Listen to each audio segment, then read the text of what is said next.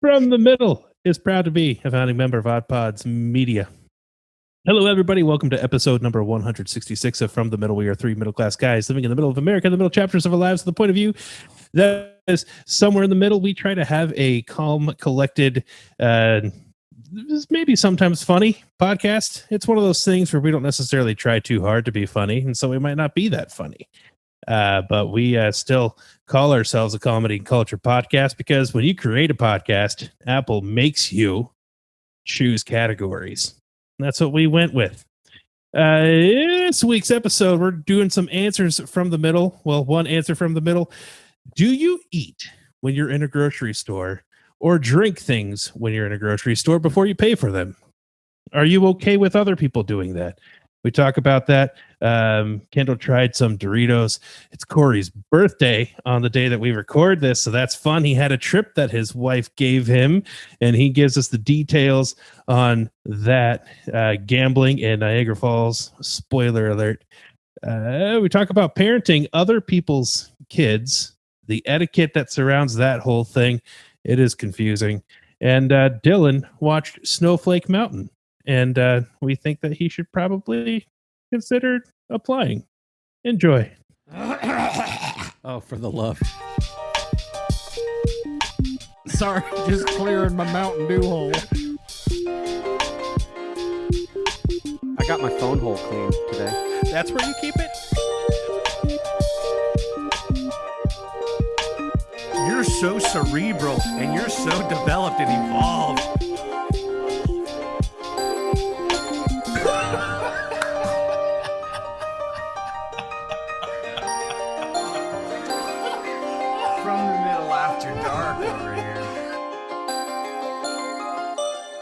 So this is a new question for our Answers from the Middle segment that we do from time to time. You can write in from the middle at protonmail.com. You can comment in any one of our social media posts, or you can call us. There's a phone number in our link tree that's posted everywhere.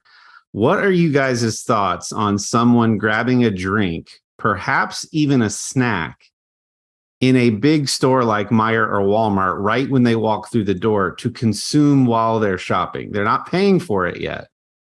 They plan on paying for it with the rest of their things when they're done. What do you think about pulling that move? Have you done it before? I've never done it before. My mom used to do that. I feel like that's one of those things that like people used to do all the time with no problem, but maybe there's problems today. I think my wife has done that like a handful of times.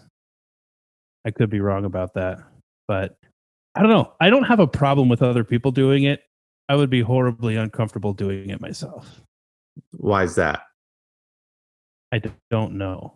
I feel like it looks suspicious, right? I don't want to look suspect. I just have this nagging feeling that people are going to see me, drinking my Mountain Dew and thinking he's going to throw that away, isn't he? And that right there is enough peer pressure to keep me from trying. So, I'm going to take that. I'm going to take that a little bit further. I'll start by saying I don't have a problem with it in theory. However, I don't want some kind of phony outrage or somebody to record reactions for social media points when somebody asks them if they're going to pay for it or if they've paid for it already, and then be like taken aback and pretending to be taken aback because it's like, of course I'm going to pay for that. Oh, who do you think I am? How dare you? Some sort of like over the top reaction to somebody like, hey man, are you going to pay for that? Or, you know what I mean? So like, don't do it for a social media reaction. Don't do it to claim some sort of like stereotype or whatever. If somebody asks you if you're going to pay for the drink, in theory, I don't have a problem with it. I can think of one time that I have done it for the other part of that question. I was at checkout, like we were in line already, but not putting our things in the conveyor belt. And the person, I was very thirsty. I kind of looked up front and I didn't see any water fountains near bathrooms or anything. So the cashier happened to look back at me and I just said, I'm going to open this, like, kind of gesturing to them what I was doing. And they kind of like nodded, but I was in line to pay. So I wasn't going to be walking about the store, like just swigging a drink or whatever. I don't think I have a problem with it in theory, though. I think it's fine. You're just saying you should fully expect to be questioned. You might be questioned, and don't act outraged if somebody asks if you're going to pay for your drink. Yeah, we probably live in a day and age where people who work retail have seen far more people shoplift than they have noticed people like drinking something through the store to pay for it later. Yeah. So they have a reason to be, unfortunately, I feel like they probably have good reason to be leery of the general public these days. This feels like every story of every person who's worked in a movie theater that's like, we know every version of you sneaking food and drinks into the store. Quit running around giggling like little kids. You're not sneaking. We know. We just don't care. Like, yes, we've seen a teenager flip another teenager and wrap a coat around them and waddle in, with bags of food and Taco Bell tacos in your coat pocket. We just don't care. Yeah. I feel like that's kind of the response. Just don't be obnoxious about it. Like, don't just toss your drink on the ground. Don't not pay for it. But if you're going to just drink it and then walk up and pay for it and not make a big deal about it, then fine. I've done it 1, maybe 2 times when it's, you're parched. It's a hot day. You walk in the store and you're like, I fully intend on paying for this. I'm just going to scan the same barcode. When I'm done, it'll just be empty. Because this isn't the days of Hills when you could get an icy and some popcorn on your way in. Mm-hmm. Remember those days? Yeah. Well, you still can at Target. I think they're the only ones left that have a little snack counter that you can stop by. Yeah. That you have to pay for separately. Right. But still, just wondered you guys' thoughts on that, because we went to Meijer the other day, and it's Meijer with no S, by the way. Indeed. And I walked in with the fam, and I was going to do it again. I didn't, but not for fear of like Kendall's fear of like peer pressure. I was just like, I don't need it that bad this time around. But I have been in a situation where I'm like, I hope nobody thinks me shady for doing this. Still going to pay for it.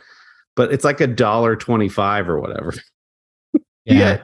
You spend so much mental energy thinking about the possible ramifications of such a decision.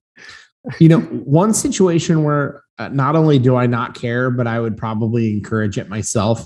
If a parent was like, hey, my kid was about to have a meltdown and we got into whatever food aisle and I grabbed a thing of something and opened it up and gave him a snack cake or gave him some candy or got him a banana. Hey, I need to pay for this, because my kid, I'd be like, totally get it. Your kid's hangry. It can't control, its emotions. Drinks for an adult is one thing. In that instance, snacks for a kid makes sense. But snacks for an adult feels like a very different thing. For some reason, when you reach for a bag of Cheetos, that feels shadier than I grabbed myself a Mountain Dew Code Red on the way through. I'm going backwards through the checkout aisle that's empty, and I just grab one. What? I was a little hungry in my belly, and I grabbed some Cheetos. Well, I mean, so I think that, like, I also don't really have a I kind of do. Don't really have a problem though with people checking out a grape orally before they buy a bunch of them. And I'm like, what if I? So then I'm thinking, like, what if I'm not gonna like the new Doritos flavor? I don't want to get. I don't have a problem with popping a bag or like just a quarter, and grabbing a chip, chomping down on it. If you don't like it, that's why you carry Scotch tape in your pocket. If you're already going for the grapes, just get yourself some meats and cheeses while you're there and build yourself a little charcuterie plate. I wanted to sample it first. What's the big deal, Steve? So I slipped open a Sargento. Big deal. Yeah. Listen, if you don't want me to drink right out of the carton, you need to put plastic cups next to the milk. That's all I'm I'm saying. Oh, what about the bulk aisle? Like where you could just go through there with your hand open. Oh boy. Okay. Pre-COVID. Here's another question though, and I think this is going to be even more, even less of a critical situation. Is anyone questioning that in a gas station versus what we've been discussing, like a Target or a Meijer, or like if you're standing in row at in like a Speedway? I don't think there's any question that it's fine. No, I was going to say the opposite. You could be in Meijer or Walmart for a while. This is about endurance. And if your wife is a shopper, like has to go up and down every aisle, she's not like a walk in, grab what I need and go. You could be there for a minute. If you can't wait long enough at a convenience store to just wait till you've already paid for the Mountain Dew to start chugging it, that feels like, come on. You're in there for 4 minutes. If there's like a line of 2 or 3 people at the cash register and you're in that line, kind of like in Dylan's situation, I can understand it. I used to cashier at a gas station through college, and I tell you what, in that retail atmosphere, you see shoplifting all the time. Mm-hmm. Yeah, all the time it happens, and you can't really do anything about it, and which sucks. And so, yeah, like you totally see people on a regular basis come in, start snacking on something, or like put a hot dog together and chow it down real quick, and then leave. Like they would, like they don't even care if you saw them. It seems the audacity. See, that to me feels like an even more casual atmosphere than like Target or Meijer, to where my assumption is if I'm going in, it's because I had to go to the bathroom until I saw it and then change my mind, or I needed a snack or a drink. That's exactly, I mean, yes, everyone can pay off their card now at the gas pump. So like the assumption for me is if you're going in, of course you want some kind of snack, drink, maybe cigarettes, sure. But like, that's why you're going in. So if I'm grabbing a drink and I'm grabbing a thing of Oreos and I eat a sleeve of Oreos while I'm waiting in line and half my Mountain Dew, obviously I'm in there to buy it. Yeah. Well, I see what you're saying. It's interesting though that I jumped to the time spent in the store, and one is for like survival. Yeah, funny you mentioned the bathroom. Like that's another thing you find in a gas station bathroom. You just find packaging for the stuff that you sell. Yeah, that's funny. Anyway, I'm glad that this discussion went where it did with that question. That was a good one. Yeah, dude. So what's new? I did recently actually try a new Doritos flavor that I was not a fan of. It was tangy. I have it here. I still don't know how to say it. Tangy tamarind. Tamarind. Tamarind. Tamarind, yeah. What is that even? Like I didn't even know what I was buying. I have tamarind syrup from my Israeli neighbors in the pantry that I mix in with water. It's delicious. What is tamarind though? I'm looking it up now. The problem is the description uses a word that I don't know how to say, so I feel like I can't read the description. Tamarind is a leguminous tree bearing edible fruit that is probably indigenous to tropical Africa. Legumes. It belongs to the family. Produces brown pod-like fruits that contain a sweet, tangy pulp, which is used in cuisines around the world. Huh. So they're brown pods of syrupy stuff. Neat. I don't know. To me, they tasted very much like a chili lime kind of flavor, which I'm not a fan of. But okay. I'm not a lime flavored anything person. I don't like putting lime on tacos. I don't like squeezing lemon even over seafood. Not a fan. That's so funny you say that. So my mother-in-law, she was going to Costco. So we asked for this. She had found this really good package of dips. And I don't remember what kind of dips they were supposed to be, but what she brought back was hummus, which is not what we asked for. But it was 3 kinds of hummus in one container, like Neapolitan, but like with hummus. Okay. And so there was a red pepper, an original hummus, and a basil lemon or basil lime, something like that. No, cilantro lime. cilantro lime. And so I'm trying it with little naan bread, and I'm trying it with tortilla chips, and just to get different, kind of flavors of the dip.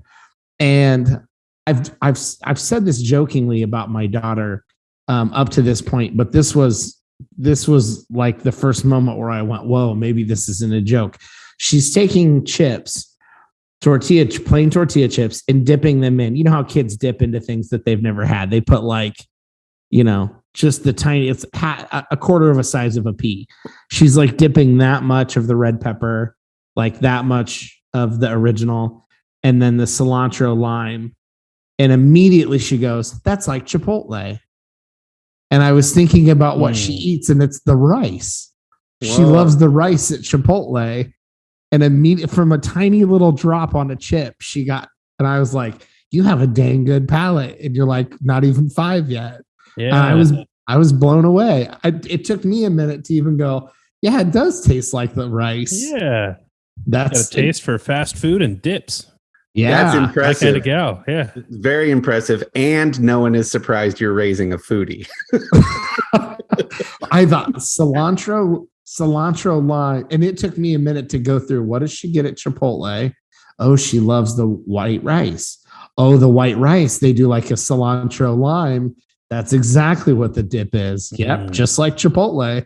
So I was pretty impressed. That was a funny one that we've said that jokingly before, because she'll eat almost anything. But that was a good one. Speaking of also speaking of things going on, happy birthday, Corey. Yeah. Happiest birthday on the day that we're recording this. Thanks. I'm not gonna sing anything, but maybe we'll do that at the end. But hopefully you had a lovely birthday weekend, and we'll get to hear about some stories and things that you've done recently. And since on my birthday you brought a cake, next time we're in studio, I'm not going to bring a cake, but I'm going to bring some foods for us to try, so we can do a little bit of food tasting when we're back in the studio. So I'm excited, and that will sort of be like a birthday present. I look forward to trying new foods with you. Were these foods that were sent to us by listeners or fellow podcasters, or did you just on something? Gosh, I wish they were. So if anyone wants us to try things, please feel free to DM us for an address where you can ship food. We would love to try new and crazy things. I still think fondly on our time trying buttered shrimp chips. I thought they were delicious and would order them again in a smaller package. So just not the large Costco size that we got before. And the buck nuts that we got from our friends over at Grab 'em in the Brisket, and all those things from Buc-ee's. That was fun. Those were delicious. What a great Buc-ee's treat we got. Yeah, it is my birthday on the day that we are recording. Sherry asked what I wanted to do for my birthday.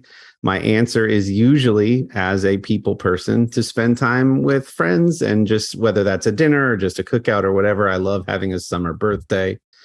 But this year, because of how amazing our trip to Green Bay and Lambeau Field and the Harley dealership and the Home Alone house, because of how much fun I had with Sherry on that trip, I said, let's go away again. But this time I want you to completely surprise me. I want to know nothing about it. Let's just go somewhere fun, just you and I. And she was very touched, and I was like saddened at how touched she was that I wanted to be with just her. She's like, wow, I'm so touched. Usually you say you want to be with a bunch of other people. So she was making all these arrangements with some of my cousins, and they were being all secretive about it. And I was excited. But multiple times, Sherry said, are you sure you don't want to know where we're going? Are you sure you don't want to know where we're going? Because I think she wanted me to know where we were going, so that I could pack accordingly. I said, I don't. I want to be completely surprised. I leave this all up to you. Can you just tell me 2 things? Will there be time for like relaxation, or is this a full schedule? And like, just generally, what type of clothing should I pack for this occasion?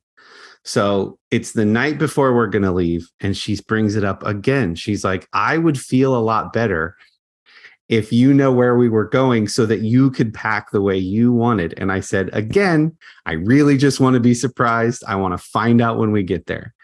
So she goes, I really would like for you to know. So I said, all right, why don't we do this?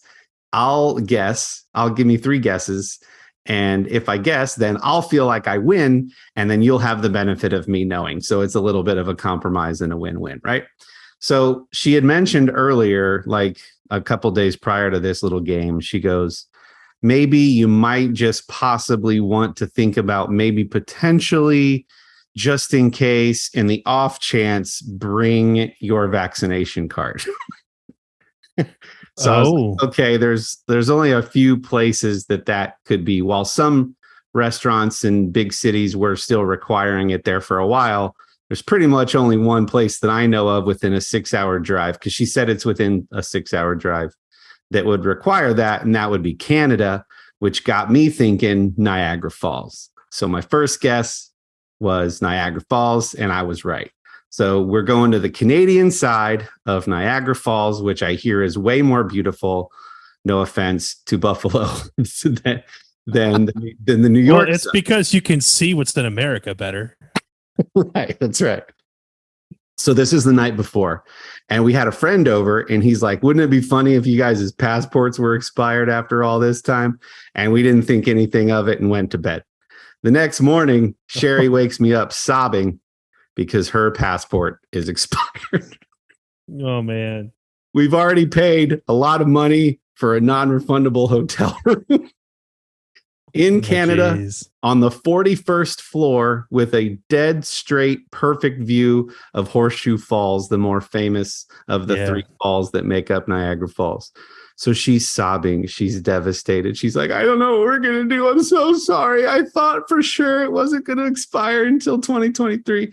So I'm like, it's okay. It's not a big deal. We can go somewhere else entirely, or we can go to the other side if you want. Mind you, the whole night before, we were just talking about how sucky the New York side was compared to the Canada side. So I'm like, would it be worse for you if we do go to the US side and then have to look across and see the 45-story hotel that we were going to be staying in? So I was at the dentist office in the dentist chair texting with her, which is a whole other thing, while she tried to make last minute arrangements to figure out where we were going to go. We threw out like St. Louis, and we threw out like Chicago. And because neither of us had ever been to Niagara Falls, and we had been so excited about it the night before, she's like, let's just go. We'll make the best of it. So she calls Hilton and says, she's like, I wasn't even trying to cry or like put on an act, but I told the lady what happened and I started sobbing. And she so graciously said, oh, sweetie, I'm so sorry. That's no problem. Why don't I just refund all your money and I'll totally waive the cancellation fee? So we got all the money back on the Canadian hotel. Shout out to that lady, whoever you are on the Hilton side. But I'm almost a Diamond member, so she should have done it anyway. But so anyway, that was super cool of her. And so middle class guys. Middle class guys. I travel for work. It's fine. So we end up going to Buffalo, and we got a really nice hotel right on the Niagara River, like 0.3 miles away from the falls. We could walk there. And I'd never been to Niagara Falls. Sherry had never been to Niagara Falls. But the other fun thing that she thought would be fun for us to do would be to experience our first ever trip to a casino. Nice. So I got to do the casino thing. We had some nice dinners. And I got to tell you guys, oh man, there was so much fascinating people watching at the casino. So this is Seneca Resort and Casino Niagara. It's a massive, beautiful building. They do big concerts, and comedians go there. And so this was Friday, Saturday, and then we left on Sunday that we were there. So we planned that our big night to actually gamble would be Saturday. But we found out it was just a block and a half from our hotel. So we said, let's go scope it out on Friday, just so we can like get a lay of the land, get a feel for some of the games, understand how it's all going to go down, so that when we come in ready to gamble on Saturday, we know what's up. We know what we're going to go do. You guys, I can't even explain to you in words how out of place I felt going there. I've never been in a casino in my life. I don't know how anything works. I don't know anything. I've never been. You've never even walked through one? I stayed in Vegas at the Cosmopolitan, and there's a casino on the main floor of that. So you have to walk through it to get like to your, to the front desk and to your room and stuff. But I've never been in one with intent of like doing anything. So I know nothing. I'm an idiot. I don't know anything. And so we walk in and it's so intimidating, all the lights and sounds, and it's a massive, massive floor. And we're looking at the people playing slots. And I'm sorry, but like so many of them just had like this zombie-like look on their face, and they're just like pushing buttons, and like nobody's cheering and winning. It's all just like it's very like just depression and sadness. And so we're like, I don't know about how this feels, even with a live band up on like a 3-story stage and a massive screen playing sports. It just felt like it was just like this sad sort of like atmosphere. So we're like, all right, let's just try this a little bit. We walked around, I kid you not, we walked around for like 30 minutes, like complete fish out of water. No clue what any of the terms meant. Coin in, pay line.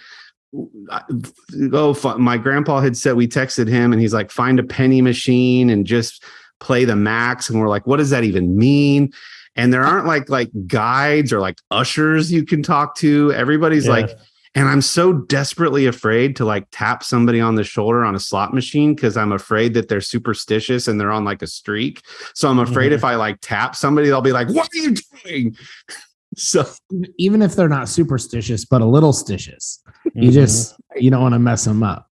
So we seriously walked around for 30 minutes, 45 minutes, maybe even an hour. And we're like, we don't know what any of these machines are. Why are they grouped by different? Are these like higher pay machines? Like we're trying to figure all this out, right? What's the cashier? These people have like these cards that they put in the machine. Do you put money on a card? Like it just adult, like, is this an adult Dave and Buster's? Is that essentially what this is? With real money and not tickets. So we finally find this like very classy lady who's holding a cocktail. She's dressed kind of to the nines, and we say, hi, do you mind if we ask you a question? We've never been to a casino before. We don't know what anything means. Like, can you help us? And she's like, well, what do you want to know? And we're like, well, like, how does it work? What do we do? And she's like, well, I mean, how much money do you want to spend? Like, you just basically put money in a machine and push buttons. We're like, okay, so you know about as much as we do. And she laughed and she goes, well, I just put $100 in this machine and lost it all in less than 2 minutes. And I was like, oh, okay, this sounds great. She's like, my husband's over there. My grandpa, mind you, told us to play on the penny machines. She's like, my husband's over there playing on the $100 machines. And I'm like, what? And then he walks over and he's all disgruntled. And he said he just won $2,400. So I'm like, how much money has he already spent that he's upset about only winning $2,400? Yeah. So Sherry's like, thank you so much for your help. Really appreciate it. So she's like, gave ourselves a budget, which I hear is important to do with gambling. And you don't spend $1 over your allotted budget because we just planned on losing it. Neither of us planned on winning anything big. We just, this will be a fun night of blowing money. So Sherry's like, I'll spend 50 of my budget just so we can get a feel for how this goes. And after 1 or 2 games, the machine starts lighting up and starts like making a sirens that she won. And so the credits that you get for the money that she put in, she only put in a 20, I think. The credits just starts going like that. She gets more credits to play. So I'm like, cash out, just cash out. So she pushes the cash out button and she put in a 20 and it was cash out for $46. So she won $26 on like her first machine. I'm like, oh, okay, I get it now. But now this little voucher is the equivalent of $46 that you can put in another machine. So I'm like, okay, we're getting the hang of it. So it was just so much fun. I was like giddy with excitement that she had won $26. Yeah. I'm like, what's happening? The machine is like, people were looking at us and we're like, they thought for all they know, we had won like a legitimate amount of money. Anyway, we had learned enough to sort of understand some of the basics after about 2 hours of research. So then when we went back the next night, we had dinner in the casino beforehand, and we're like feeling like high rollers with our measly money that we were planning on just totally blowing, and had a good time. But we found that it was more fun watching each other play the slots than it would be to separate and go do our own thing, because we wanted the like high-low experience of watching them lose a bunch of money, win some money. And it's just like, they do such a good job of those little dopamine hits of little tiny wins of a few more credits to make you feel like, oh, I'm getting real close and I better stay at this machine. Man, it was just a whole thing. And it felt a little more fun that second night, because there's still roulette and there's still poker tables. And like, we heard one guy real loud cheer. He had won a bunch of money. It was feeling a little more fun the second night than sad the first night. And then one of the coolest parts, and this made me feel like I think it's Spectre, the Bond movie. You look up, and around that perimeter of the casino floor, maybe 2 or 3 stories up, are these smoked out kind of windows. And through the like smoked windows, you can see the silhouettes of people playing poker in what looks like a very lavish VIP area with like billows of cigar smoke around them. So like, there's these high stakes poker games going on in an area that the average person can't even get to. And you're just like, man, there are so many different levels, socioeconomic levels of people here, and so much money just being raked in by this casino. We had fun. It was a good time, but it was one of those things where we're like, we're never doing that without each other around. But like, this is not going to be a regular occurrence in our lives. This is one of those, like, you just have to try it at some point. So it was a lot of fun. It was very sweet. And then the last part, we came home today on my actual birthday. The kids stayed with our dear friend Greg. And when I got home, the kids had totally decorated the house with balloons and streamers and baked me a cake. And they had missed us for 2 days. So it was just very, very sweet. And I got so many calls and texts from friends, including a video from our friend Harrison over at Grief Burritos. So got a really nice video message from him. But anyway, so much fun. Niagara Falls is super cool. I was looking at all the history of the people that decided to go over it in handmade barrels and steel containers and things. Got to do the Maid of the Mist thing from The Office that Jim and Pam did. That was cool.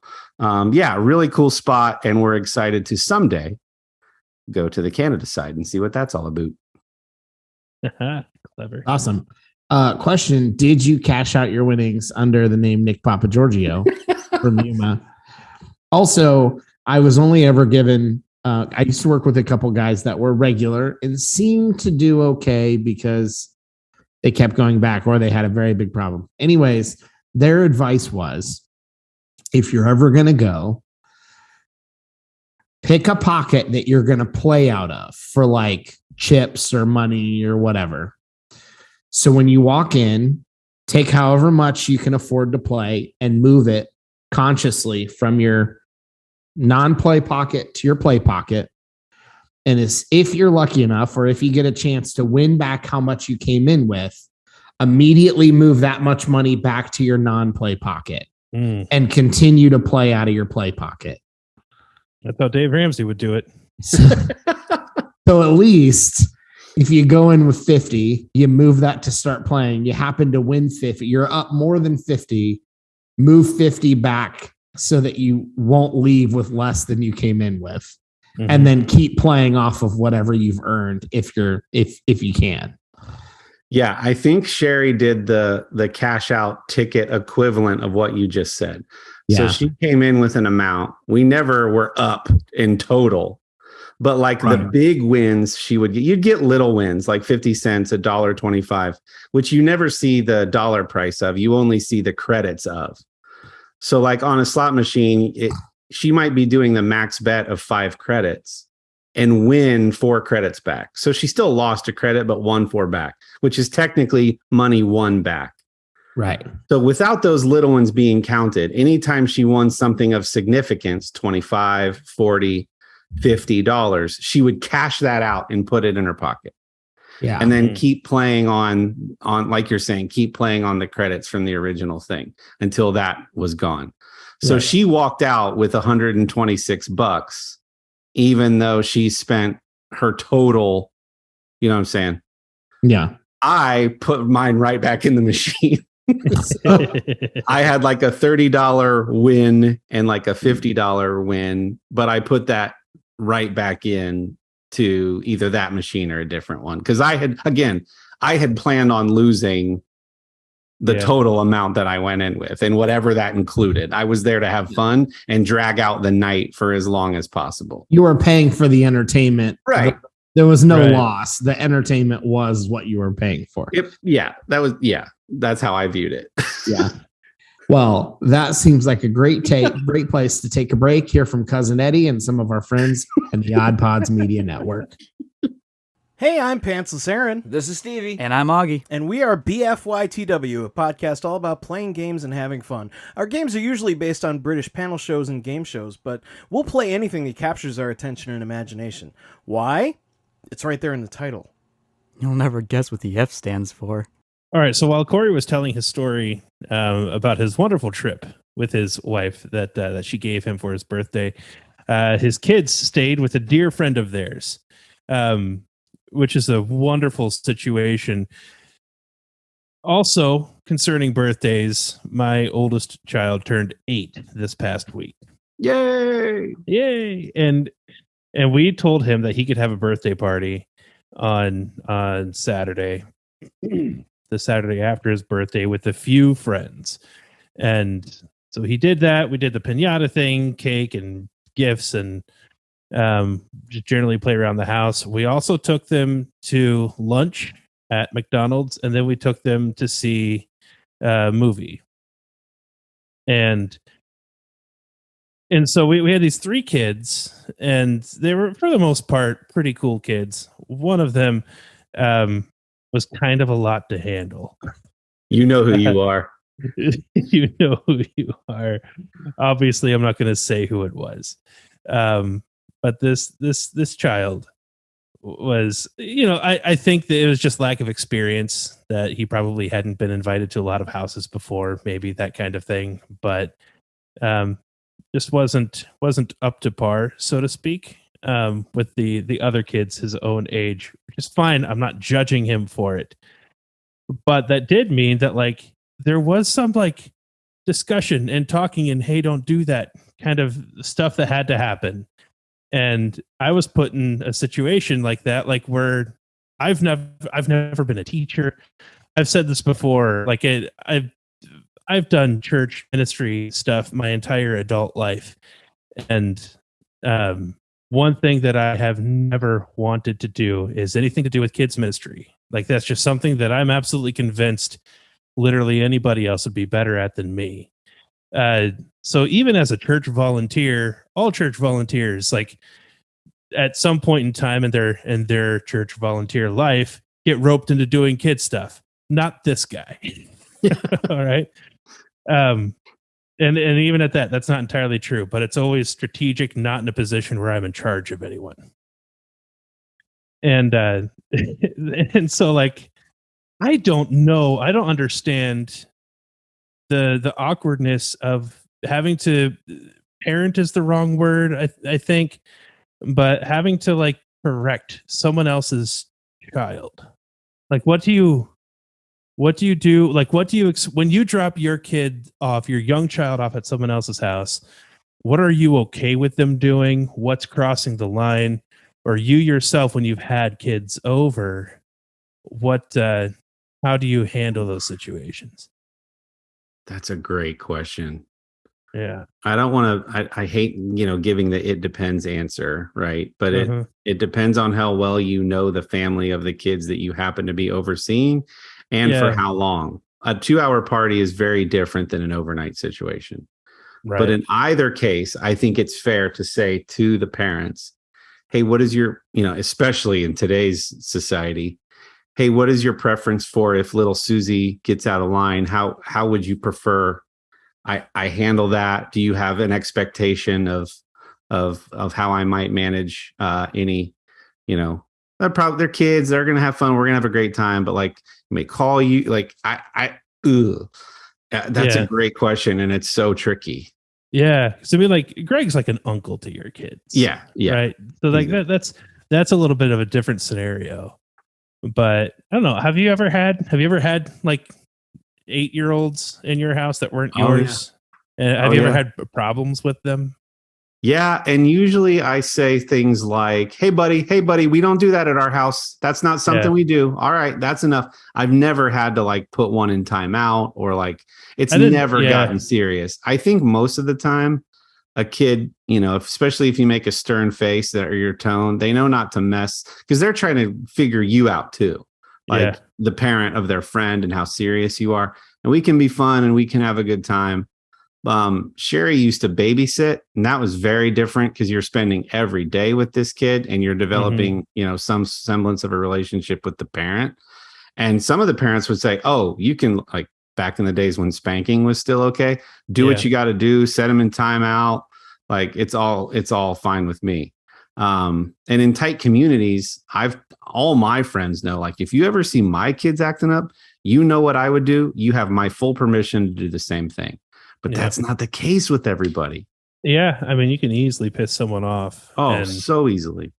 But I mean, if it was just like, whatever. So for example, like he was just kind of like going around the house, opening things without asking, just wanted to like inspect everything and getting into stuff that kids shouldn't be getting into that like I didn't have hidden away because like my kids don't get into those things. Right.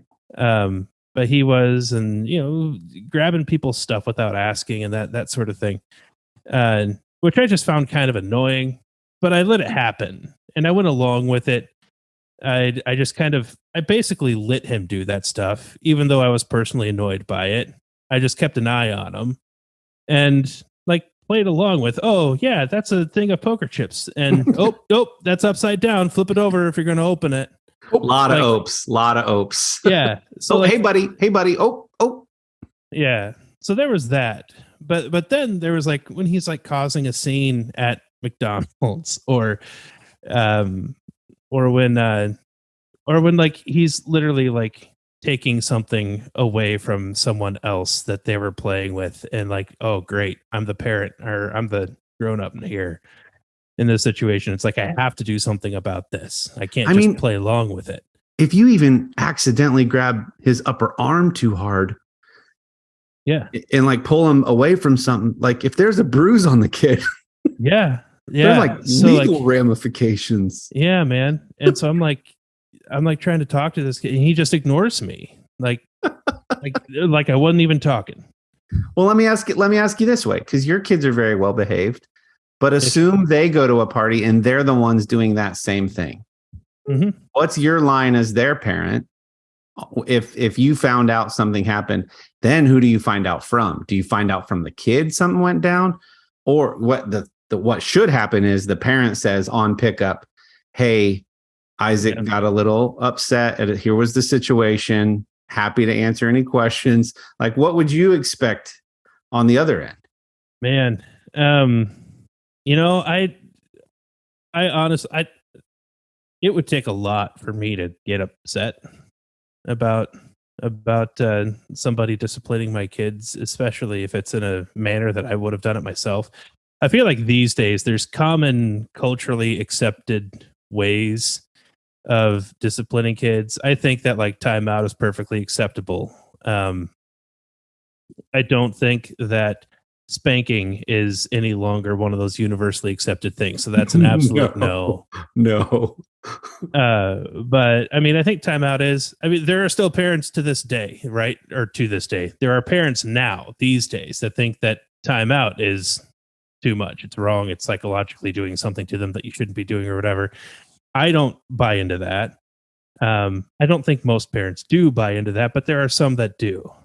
But I still think that would be in the realm of this is basically accepted stuff. If you're willing to drop your kids off at someone else's house, you got to be willing to let them give your kid a timeout. Yeah. So I'm okay with that. Like, I don't know. I just told this kid, like in my dad voice of you better be listening to me kind of voice. Like I had to remind him a couple times, you have to be listening to me. But then the version that kid's parents get later that day is, I got yelled at by Mr. Kendall. He was screaming at me. And they're like, wait, what? I haven't heard back from any of the parents, but I did. There were a couple times when I had to use the serious, buddy, you have to listen to me. Yeah. I kind of gave him that line when after I said his name 15 times and with increasing severity, it never got to the point of yelling, but it, went from like, hey, buddy.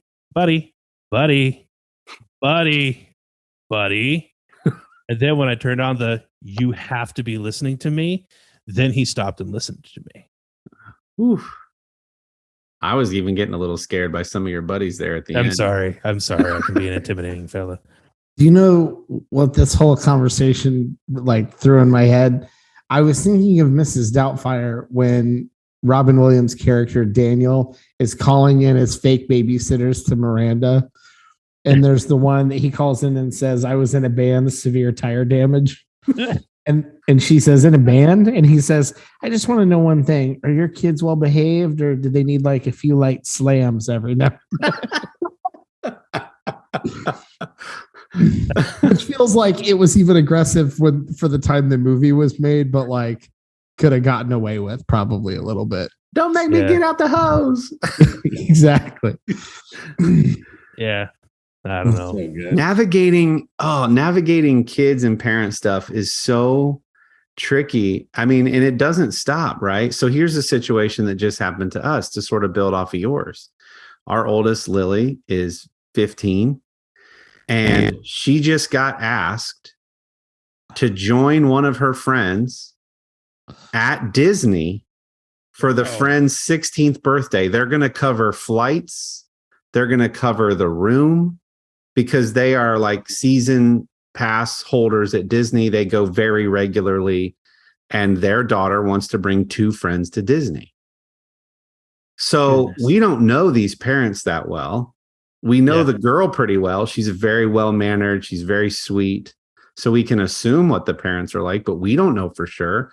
And then you don't want to be creepy, but you're like, are there older brothers or weird uncles we should know about? But it's a fair question, right? It sure so is. Here's the call we get from the mom.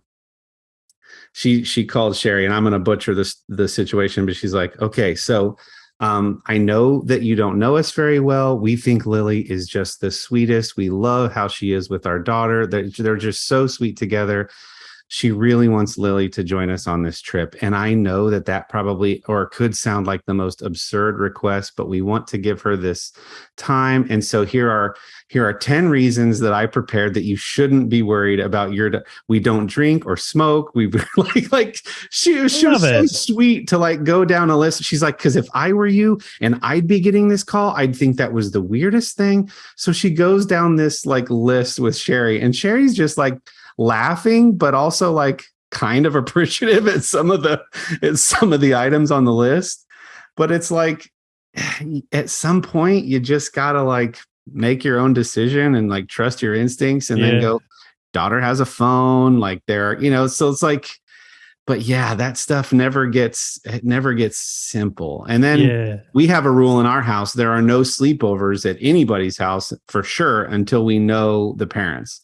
So that gets asked all the time. And it's can we meet at a Panera or something sometime just to get to know y'all a little bit? Because they know we have this rule, and they're like, hey, we might seem weird nowadays, but it's our rule. So until we know you and feel comfortable with the parents, you ain't staying at anybody's house at all. Yeah. So I feel like it'd be funny if she's starting to read down her list and she starts off with, we don't smoke, we don't drink. And then Sherry would have been like, well, I mean, I kind of want my daughter to have fun. I don't know if you're gonna tamp down her experience, not let me. I mean, I was planning on sending her with drinking money. Listen, my husband and I are at a casino. You're lucky I'm even taking this call right now. Are they going to even be allowed to have sugar or just bottled water? Is that the only thing you'll be having? I was going to ask, what's etiquette in that sense? So let's say that neighbor doesn't proactively call you, and you kind of already answered the question with how you handle sleepovers. Is it at least like, can we go get coffee and breakfast at like Starbucks and at least like meet you and ask some questions? Like, what are you doing if that mom doesn't proactively call to give you the 10 reasons why, BuzzFeed article? No, our kids have had to tell it's usually their friends. So it's the kid like, hey, my mom and dad have this rule. I'm not allowed to do X until our parents meet. And the kids are like, oh, okay. And then they relay the message. So then we usually would get a call from the parents. It's like, hey, do you want to meet at the park or especially in something like this? Had that not been preempted with the call, I'd be like, we need to have like dinner, the two sets of parents, maybe the kids, maybe not the kids, because it might be uncomfortable. But like, we gotta have a conversation. Like, this doesn't just happen. Yeah. Yeah. That's funny. My daughter's getting she's almost 16, right? But like, she's getting on a plane and going multiple states away where it's like, you're not 20 minutes down the road. And if something's happening that's making you uncomfortable, I can come get you. You're in Florida. Yeah. Yeah. It's so interesting too, because that's gotta be so different from an economic status thing. If you were like, if we were all upper class, there would already be procedures for kids flying other places with other kids. And like, oh, well, yeah, our personal bodyguard's going to be with us the whole time. So like, cool. Just have your bodyguard text me his number so I know how to get a hold of. And then you try not to be crazy, because then you think to yourself, we never had any friends asking us if we wanted to join them and their parents at Disney with like this VIP Disney experience. So it's like, you don't want to take that away from your kid, but you also don't want that dangly carrot to be the thing that makes you ignore some pretty big red flags. Yeah. So you're like, what's the line?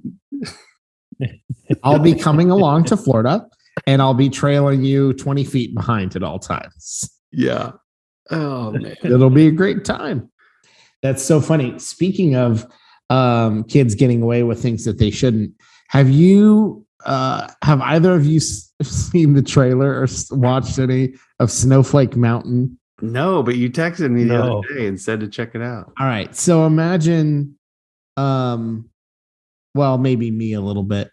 Kids that like don't go outside and like not nature kids at all, but like these are super spoiled. Like, don't do their own chores, never cook their own meals. Like, so they send these, I'm guessing they're all 18 to 25. They send these kids to basically what's kind of like alone, but they're not alone. They're out in the wilderness. They have like tents. They kind of have to rough it. The two hosts are former military guys. You can just imagine like two Nate Webbers. And they're basically trying to keep these kids like working together.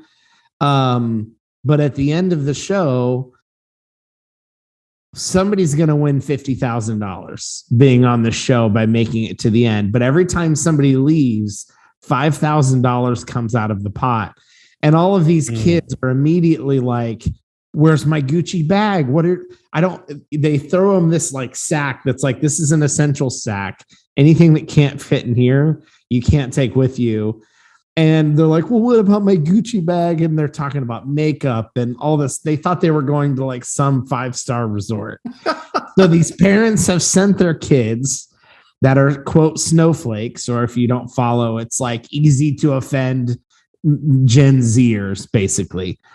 Their parents have sent these kids, and the hosts are it's a combination of are legitimately messing with them a little bit, but also trying to teach them about teamwork and effort and like literally any kind of life skills. Full disclosure, very much a vulgarity and language warning. So like, even in like the first 5 minutes of the first episode. So just be aware. But it's so funny because you immediately think it's going to be overly dramatic, which it is to a degree. But like some of them start trying to, even with no background like that, it's like they know they need to try to embrace it. Their parents have probably told them their whole life, you never try, you never die, you're lazy, you did it. So they've probably heard it forever, and now they're in this place and realize this is the culmination of everything that my parents have been telling me for 20 years. I probably need to actually try at this. And they're incentivized to keep each other on the show because the pot's bigger. So it's right. They're not trying to backstab and lie. No. Yeah. They don't want people to leave. They want to encourage each other. They want to work together. So it is more positive than negative, or more positive than dramatic, but they're also still very much like, I showed up here in Gucci boots because I thought I was going to a resort, and all of a sudden I'm pooping in a shed. But they also don't know what it's going to take to be the one that wins. Right. Very, very interesting show.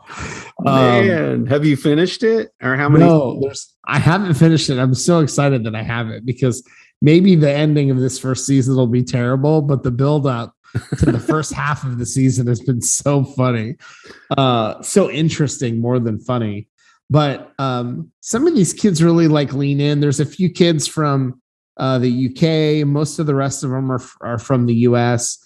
The one girl from Ohio leaves half a day in, so she's gone. I don't think this is for me, and she's gone. It's woo, represent Ohio. And so then some of the challenges are interesting that they want them to do, because it's a lot of things that they've just never even thought about doing. I mean, even the idea of cooking their own meals is a stretch. So you can imagine they don't do their own chores. A lot of them probably don't have jobs. They live off of their parents. So this already is a stretch just to not be at a resort and not have their makeup and not have all their whatever. And so it's very funny. If vulgarity and cursing is a thing that bothers you, don't watch it.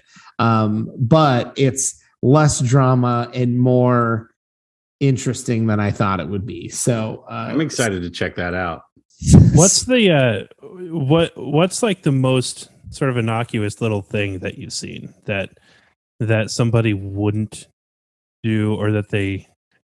Let me put it this way: what's something that you wouldn't even blink an eye at, but they were refusing, or almost refused? Their reaction to roughing, their reaction to a lot of things, especially initially, as they go on more and more, they almost start to think of it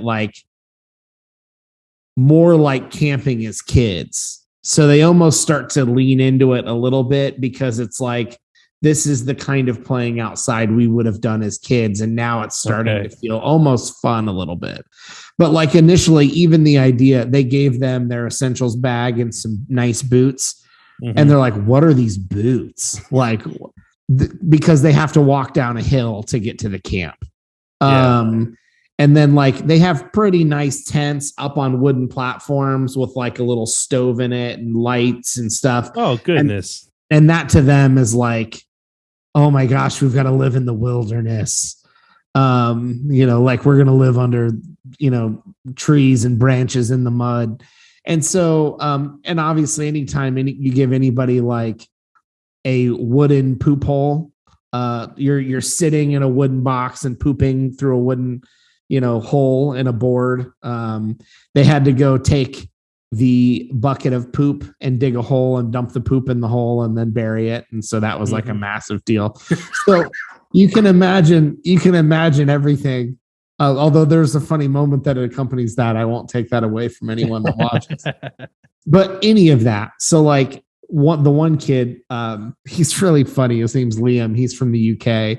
He's I've never cooked anything in my life. And then he just decides one night, one of the girls is vegan.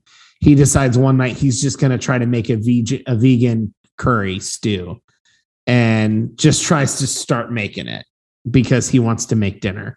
So, there's some things like that, who can't pour cans of if you had cans of soup in the thing and heat up a bowl of soup at home. Like we've all made many meals for ourselves.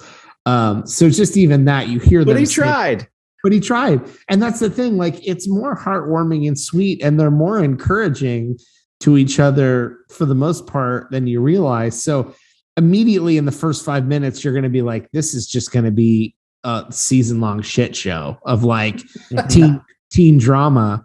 And it's much sweeter, much faster than I expected. So I'm looking forward to how season 1 ends. And I swear I've seen the hosts in something before. I looked them both up on IMDb. It's their only credit. So they must just have familiar looking faces.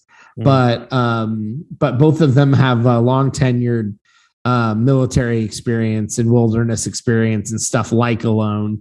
And so they're good hosts. They're also encouraging as the show goes on and the kids start to grow a little bit in it. It seems like the heartbeat of the show is not to also continually bash the Gen Zers, like what our generation and older would love to watch. Like, they're giving them a hard time. But they're also like trying to actually educate and teach, from what it sounds like you're saying. Yeah. And not just point out those same negative attributes about that generation. Yeah, that's exactly right. Like it very much is. The guys are very, very much like, again, they are messing with them a little bit.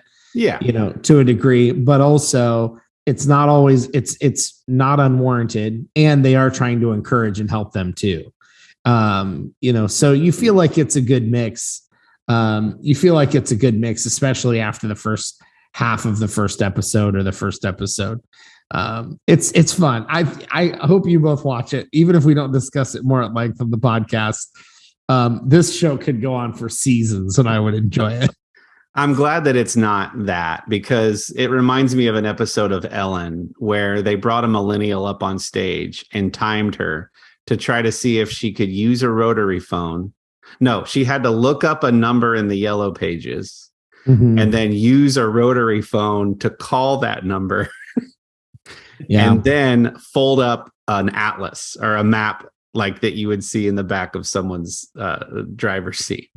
And that whole thing, the whole Ellen audience was like laughing at this girl. And so if the whole show were like, look how dumb they are, and they're so pampered and snowflakey, they can't do anything. But it sounds like two-way understanding. Yeah. Right. Ellen does a really good job at being cruel and pretending to be nice. This is not that. So, because I've seen that Ellen segment, and there's a part of me that wants to just go, all right, hand anybody in the audience an iPhone or MacBook and give them tasks. And let's just play this game in reverse if we think it's funny. Like, 2-finger click, and then you've got somebody like tapping on the desk that the computer's on because they don't understand. So it's like, okay, millennial can't do old technology. Very funny. But anyways, yeah, it's not like that. So it feels much nicer to watch than just and the kids have widely ranging personalities. So, we'll put it that way. I feel like the hook and the premise is still the poke and make fun at them that the show even exists. But if you can't make a whole series that's nothing but that. Like the joke would get old even for the people who want to see it. I mean, it is still called Snowflake Mountain. Exactly. Right. It's still called Snowflake Mountain. They're still poking, prodding, having fun. The premise is that they obviously exist. And even the kids, there's even some self-deprecation to a degree, because it's not like of everyone there that none of them have any self-awareness, and that all of them are completely like oblivious to how they live. They get it, right? Like, I mean, you take even the most obnoxious, uppity person, you can break them down eventually to get them to admit, some of their character flaws, right? And so you can find out pretty quickly. Like these kids aren't unaware. They're not dumb. They're not oblivious. Like they're very aware of who they are and how they choose to live. They've just been allowed to get this far. And so now somebody's challenging them and they're responding. And it's really interesting. One of the moms even says, sort of like at the beginning, like, I realized, I probably let it get this far, and so I kind of owns it. Probably. But something has to change. Yeah, probably. But something has to change. So. That's because you never sent your child to a birthday party where they got beat. That's right. Need a few light slams every now and then. It's definitely not your fault, Karen. That's right. And if we're, I don't know if we're going to talk about other things we watched. Have you guys seen Lightyear, or have you watched it with the kiddos? It was on in No. a room that I was in. I wasn't really paying attention though. No. It's good. I'll leave it there. That's fine. Yeah. It had a tiny bit of controversy swirling around it. I don't need to deep dive the movie, but it was good. And I even changed my my name on here to beep boop because the little socks robot, when he's calculating things, goes beep boop beep boop. Just like that. What I saw of it was cute. Like, my kids liked it.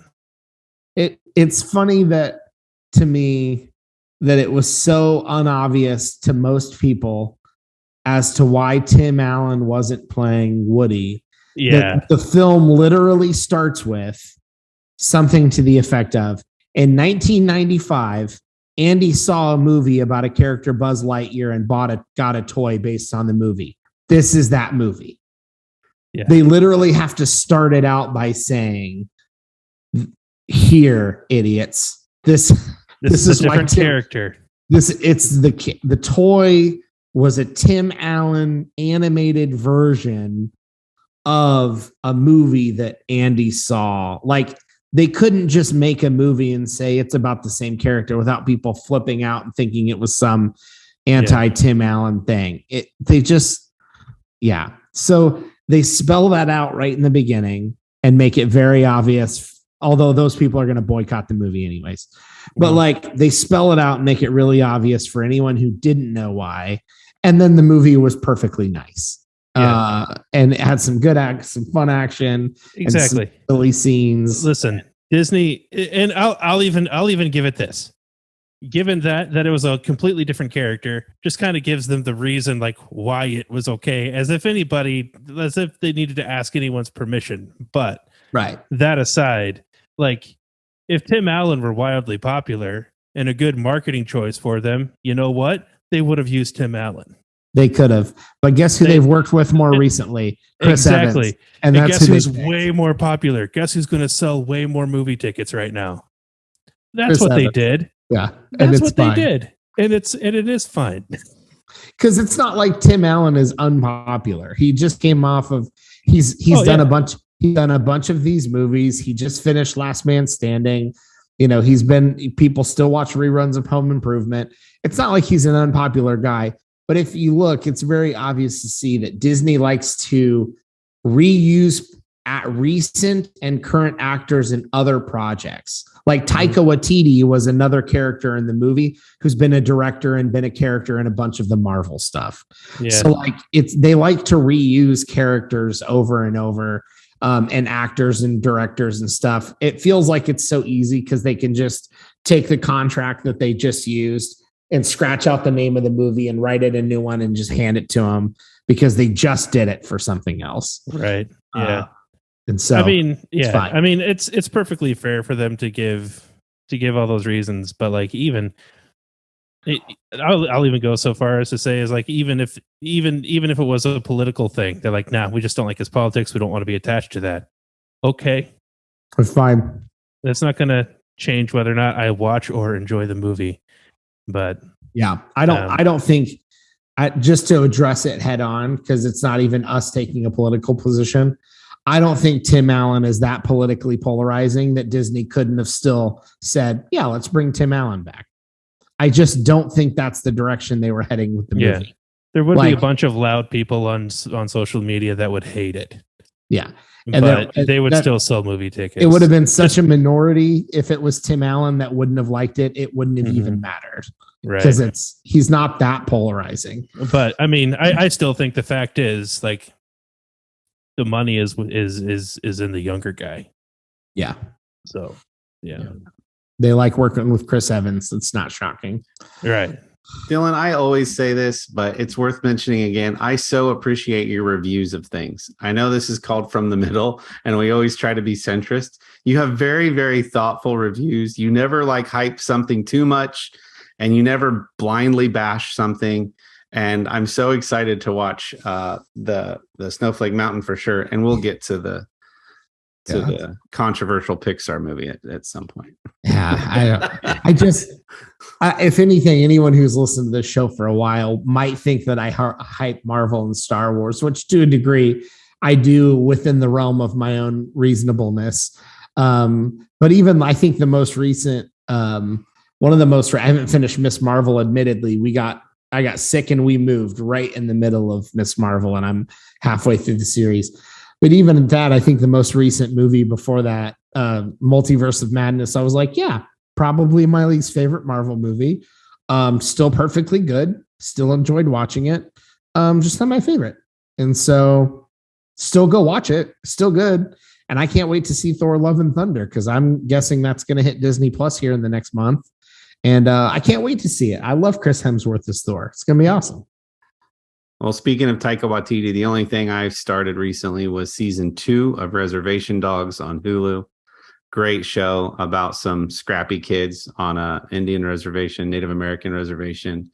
It's again, there's some vulgarity and some language, but it's at its heart, it's a very, very sweet show. And season 1 got rave reviews, so season 2 has been nice. Also, can I plug something else? I think Plug away. Episode. The Lego James Bond Speed Racer Aston Martin DB5 or whatever it is. What a freaking cool Lego set. And I think they made the really big expensive one that people probably saw for like $150. And then they made a small one that was like $30. And Lego, for better or for worse, won't put modern realistic weaponry in Lego sets. So they're not going to do World War II or Iraq or Middle Eastern War. They can, but that's why they'll do Star Wars, and they'll do pirates with swords, right? So nothing modern and realistic. Now, the little Bond that came with this, there happened to be an extra little part just like this that happened to be extra that I noticed in the set that I'm wink, wink was an accident Lego wink. But came with a tiny little Daniel Craig version of James Bond. If you're on YouTube, you should be. And here's the little tiny little extra part that like they supplied it. They just didn't label it. They did use it. If you notice on the underside, it's right there, and it holds the exhaust on this. So it's right there. And there happened to be wink, wink, an extra one in the set. Oh, I see. But for $30, this is a freaking great set. It has like 5 more sets of replaceable license plates for the front and the back, so that he can have different license plates for different countries. You can pop the top off if you want. Is that also based on the movies in which the Bond movies in which that car or a similar one appeared? Yes. Yeah. So just lots of nice little details and chrome parts. And if you know anybody, we talk frequently about how Lego can be cathartic. And if you know anybody who might like this one and has never done Lego, for $30, this is a really nice little fun detailed set that I freaking loved putting together. There's some stickers on it.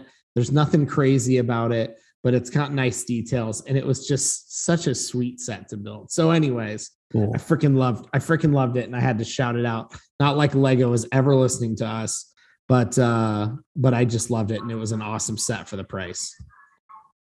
Good stuff. Well, it's been fun hanging out. If you are a Lego fan, did you know that we interviewed a real Lego design master on this very podcast?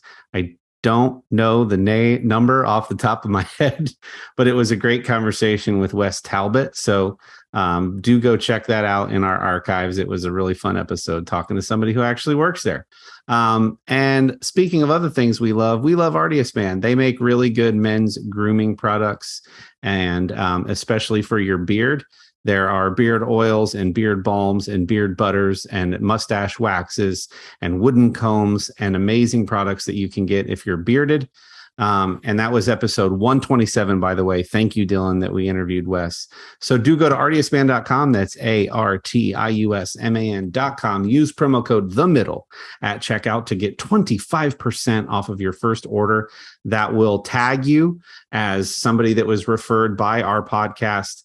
And so all of your future purchases will be tagged as our reference. And so you'll get great products. You'll get 25% off of that first order. You'll be supporting a local Central Ohio company that uses all natural products. And we get little tiny kickbacks when you do that. So help yourself, help them, help us. That would be great. And if the guys don't have anything else, we will see you next week on From the Middle. Episodes drop every Wednesday at From the Mid Pod everywhere. Email us at fromthemiddle@protonmail.com with any questions for From the Middle or topic suggestions. We'd love to hear from you. Or food. Send us food. Send us, yeah, we'll eat anything. We'll try anything. Mm-hmm.